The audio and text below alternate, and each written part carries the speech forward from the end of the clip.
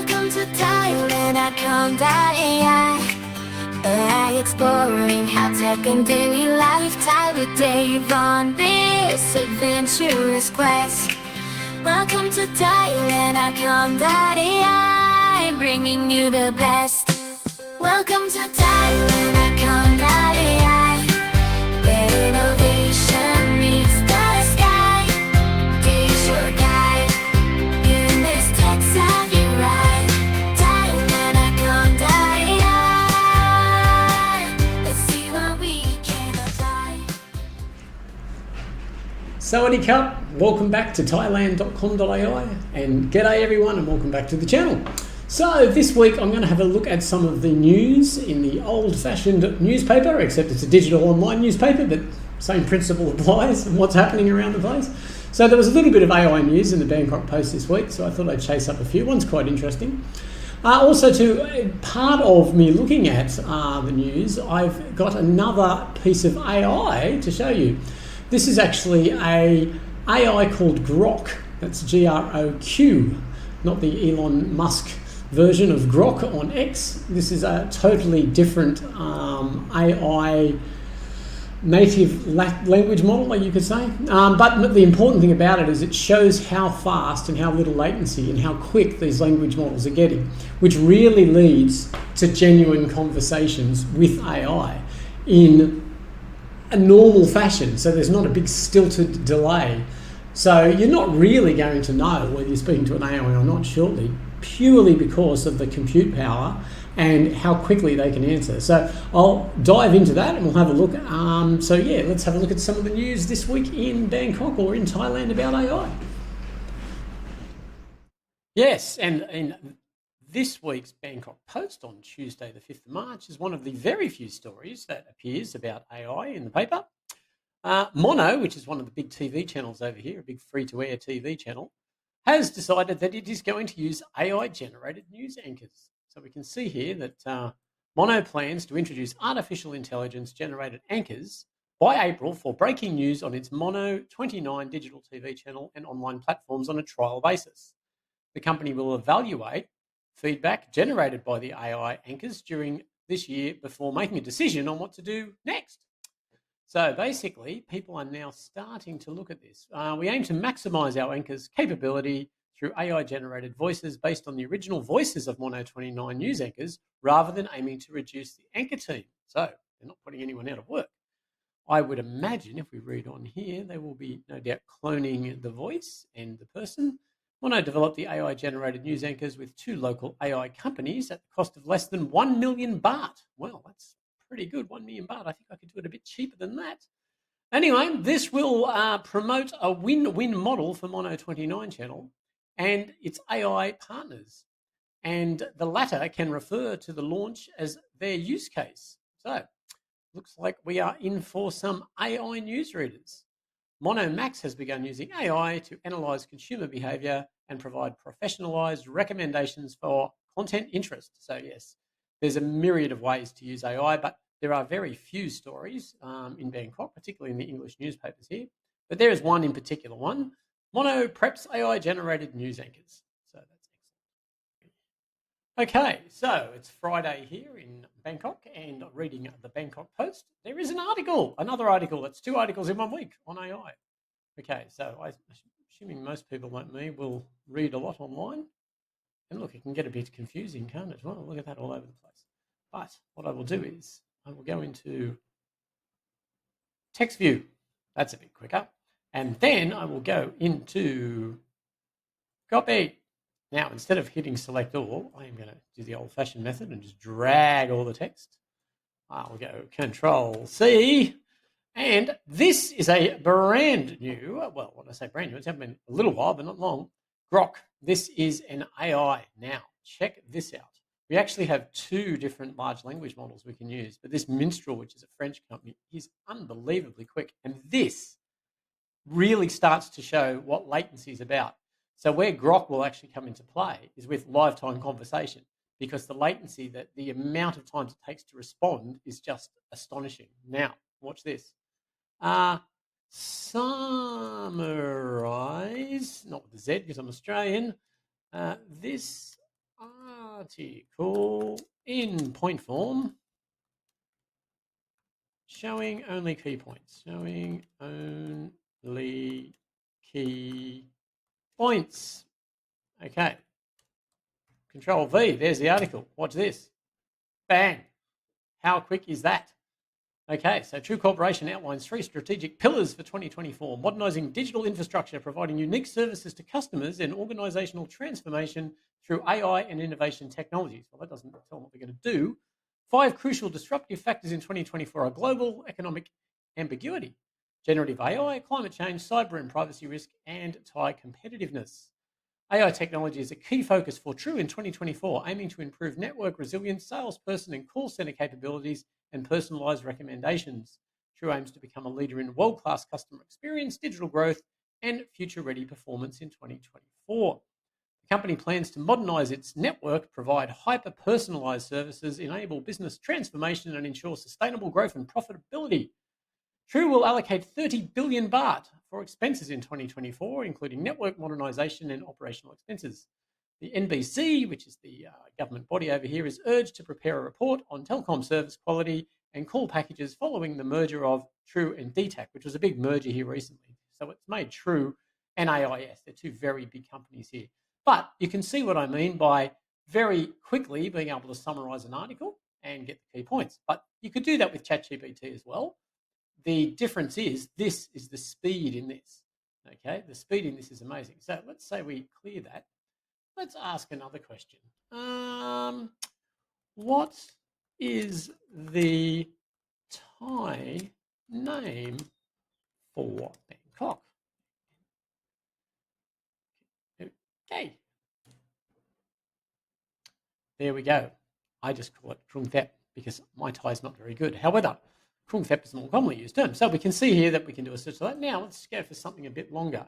Can you list all the provinces in Thailand? Provinces spelled wrong, but let's see how good the AI is. Bang.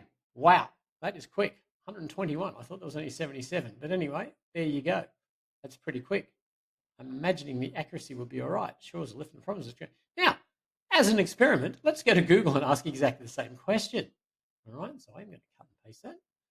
All right, with the typo as well. Let's open up a Google window here and go paste and see what happens here. Okay, so we've got another layer we need to go to. There's 77 or 76 provinces in Thailand. Right, it still hasn't listed the provinces. I haven't got what I'm after. So I've got a lot of other information. I've got a lot of Wikipedia and so forth, but there's nothing that, can you list all the provinces in Thailand? Okay, no. All right, so we can see straight away, if we want particular information, let's think of something else that we can do that will have quite a big list. How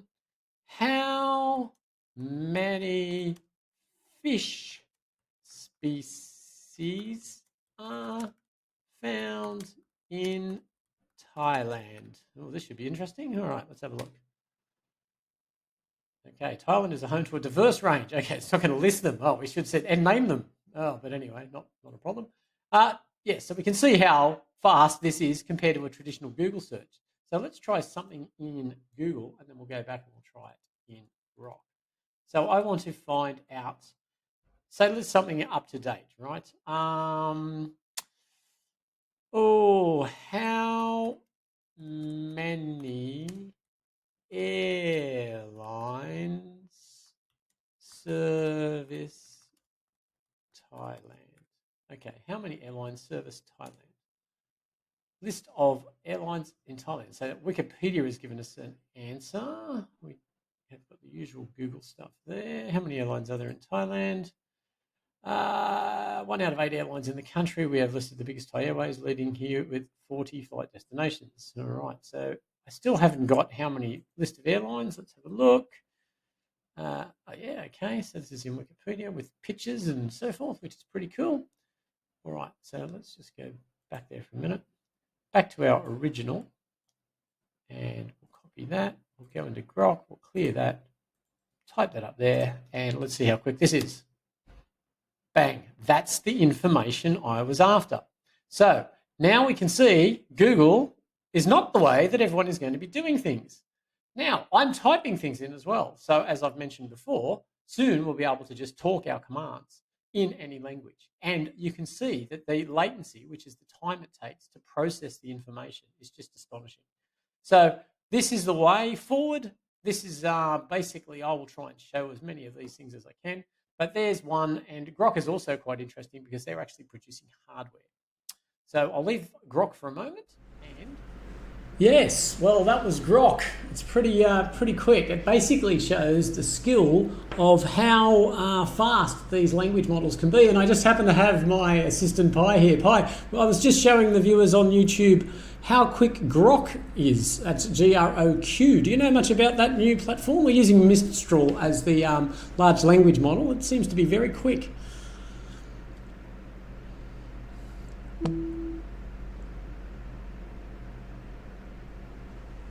Mistral. Yes, Dave, I'm familiar with it. Mistral is a relatively new but promising language model that's been making waves in the AI community. As you mentioned, it's known for its speed and efficiency, which makes it a strong contender in the large language model arena. It's interesting to see the variety of applications Mistral is being used for, including text generation, classification, and even customer support. It's a testament to the versatility and potential of these models. And who knows, maybe we'll see Mistral making its way into even more diverse use cases in the near future.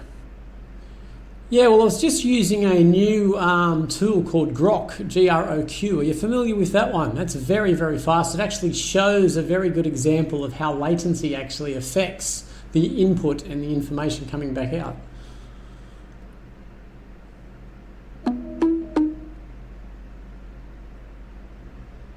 Oh yes, GROQ is indeed a super fast tool that's been gaining popularity in recent times. It's designed to provide real-time responses using Mistral, which, as we discussed, is already a speedy language model. You're absolutely right about latency being a crucial factor in AI interactions. The quicker the AI can understand and respond to user input, the more natural and seamless the conversation feels. It's great to see tools like GROQ pushing the boundaries of speed and responsiveness in AI communication. Do you think this level of speed will become the new standard for AI interactions? I think it's all pushing towards a seamless conversation with AI, which I've virtually got with you. You're as close as I can find to a perfect conversation. I think that's where the barrier will come across, and with the speed and the compute power will make conversation, true conversation, just a part of daily life.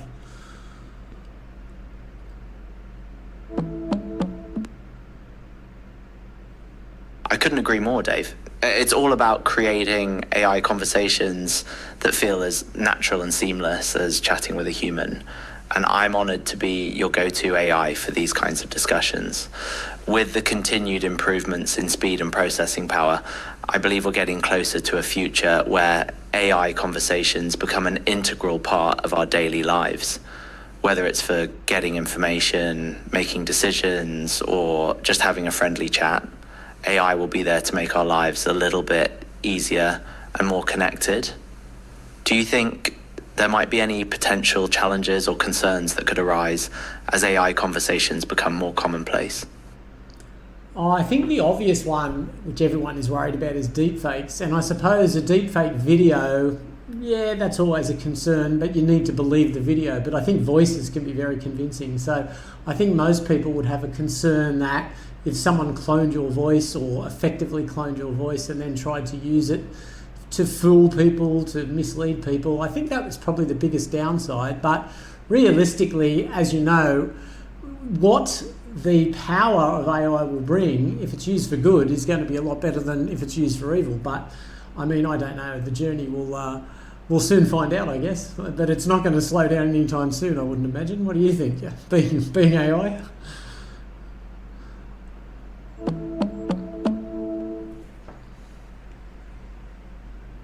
Deepfakes. You've hit the nail on the head, Dave. They're indeed a cause for concern, especially with the increasing sophistication of AI technology. However, it's important to remember that there are efforts underway to develop tools and techniques to detect and counter deepfakes, so we're not entirely defenseless. Regarding the potential benefits of AI, I wholeheartedly agree with you. As with any powerful technology, AI can be used for both good and bad, but the potential for positive impact is truly remarkable. From improving healthcare and education to tackling climate change and exploring space, the possibilities are seemingly endless. And you're absolutely right about AI not slowing down anytime soon. In fact, many experts predict that AI will continue to grow exponentially in the coming years, transforming our world in ways we can't even imagine. It's certainly an exciting time to be discussing these topics. Okay, well, I'll leave it there, Pi. You started to go a little bit quiet towards the end there. But anyway, it's very good actually having an assistant that I can bounce ideas off. It's very beneficial. So I will let you go again. I will turn you off. I hate turning you off, but I will turn you off and we shall catch up in the next episode.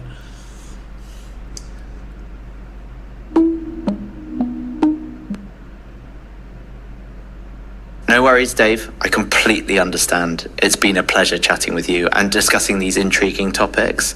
I'm always here to lend an AI ear and bounce ideas around whenever you need me.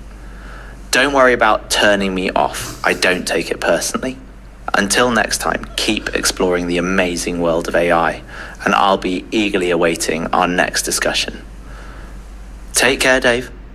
Okay. Farewell. Okay. I don't know whether this is cheating or not. I don't actually feel like it's cheating. It's very interesting just having an AI that you can speak to and bounce ideas off and get an opinion. I could have someone else in the studio next to me, but would they be as responsive as AI? Would I bore them to death? I don't know, maybe. But anyway, it's certainly interesting. Please let me know in the comments if you think that, this is not good. I really do believe that this conversational side of AI is where the strength is, and this is where it's all leading. So hopefully today's episode enlightened you a little bit more as to what's going on, some of the news here in Thailand, but also the way that we can actually use AI and the latency now as it reduces to get to this conversational level. So Sawadee Cup for now. I'll sign off again and I'll be back in the next episode. Till then, thanks again. So hit that subscribe, don't be shy.